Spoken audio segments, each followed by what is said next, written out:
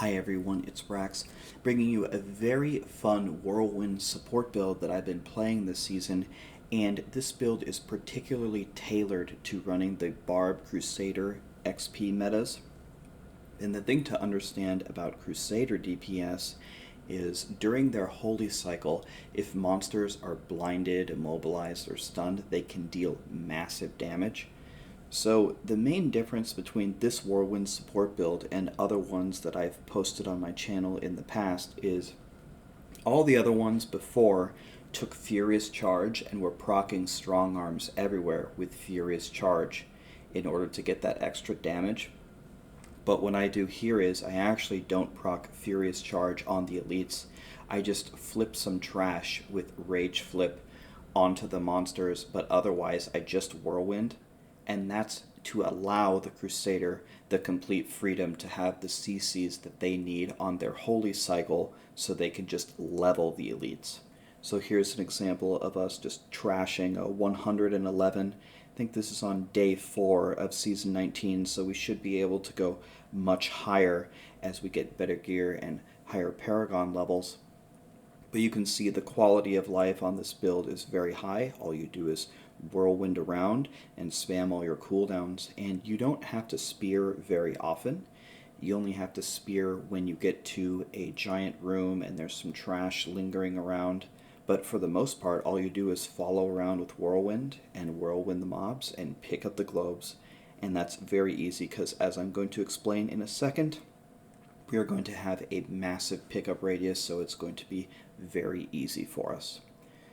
So the one time that you do want to proc strong arms is on the Rift Guardian, and you can do that just by hitting him with a spear. It's not going to move him or anything. It's not going to interfere with the Crusader at all, as you're about to see here in a moment. But we'll get the Guardian down, and let's switch over to the full guide, and I'll teach you exactly how to do this. And this works very well with other builds as well, and in Torment 16. It works pretty well in any game mode, and we'll show you exactly how to do it in some variations. Alright everyone, let me show you how to put this together. First, we are going to take the Bulk Kathos set. That is going to give us massive Fury regeneration and give us 45% attack speed and movement speed while we're whirlwinding. It's going to be very high quality of life with this set. I choose to use Canes. Canes is going to give us some extra experience in the Greater Rifts, and if you choose to support people in T16, it's going to give you the extra Greater Rift Keystones on the boss, which is very nice. And this build works incredible and synergizes with really any build that wants to clear T16. People will be very happy to have you following them, giving them massive movement speed, survivability, making them immune to crowd control, and picking up all the orbs for them. If you don't want to use Canes, you could also use Captain Crimsons. Captain Crimsons would give you a lot more cooldown and a lot more survivability, but with all the stuff that we're taking, our cooldowns and our survivability should already be outrageous. Okay? So, for the weapon, Strength, Vit, Life on Hit, and Cooldown, we're going to take Perfect Cooldown everywhere with survivability stats on every single piece, and we'll take the Life on Hit gem. If you choose to augment this character, augment with Intelligence for the All Resist, and we want the exact same stats on the offhand. For the boots, full survivability, Strength, Fit, All Resist, and Armor, with the Health Globe pickup as the secondary. On every single armor piece that can get health and globe pickup, try to roll that on every single piece, and the perfect amount would be plus 22 if you have everything with the max roll on all pieces. For the legs, Strength, Fit, and All Resist, and we will socket with diamonds, again with the health and globe pickup. For the Obsidian Ring of the Zodiac, this is going to allow us to bring all our cooldowns back when we hit with a resource spending attack, aka Whirlwind.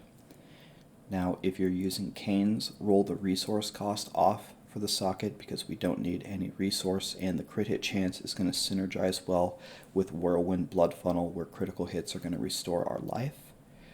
But if you're using Captain Crimson's, instead roll the crit hit chance off for the socket because the resource cost is going to give you some survivability.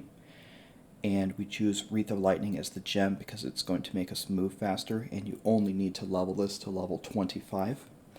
and if you're having any survivability issues on this build, you could swap Wreath of Lightning for Esoteric Alteration and be completely immortal.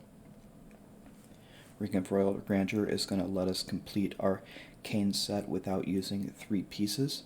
Strength, attack speed, and cooldown are the best rolls we can get because it doesn't roll very well.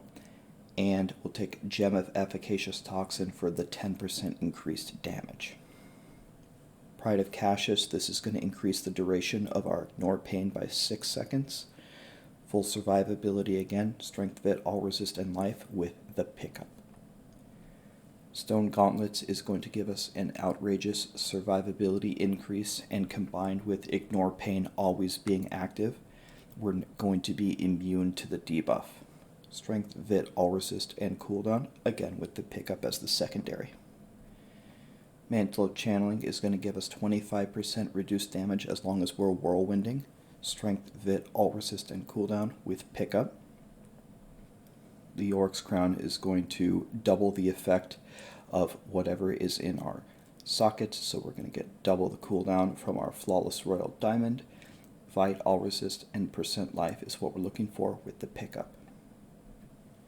Aquila, while we're above 90% resources, we're going to take 50% reduced damage. We should always be at max fury unless you throw a million spears in a row, but that won't be too bad to get it right back up.